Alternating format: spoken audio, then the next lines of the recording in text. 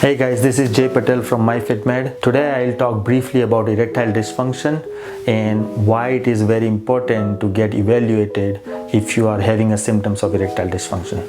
So ED occurs when men cannot get or keep the erection firm enough for sexual intercourse. Erectile dysfunction can be a sign of a physical or a psychological condition. Psychological conditions like depression, fatigue, anxiety, or stress can lead to erectile dysfunction. Sometimes relationship issues can also lead to erectile dysfunction in men. But ED can also be a sign of some underlying serious health conditions like cardiovascular issues, blood pressure, or diabetes. Don't wait to address the issue of ED.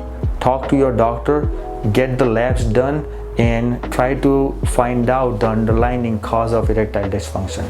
ED is not only a sexual issue, but it can also be a serious health issue. If you have any question, give us a call, talk to your provider, get the full panel lab done, and give us a thumbs up and subscribe for more videos.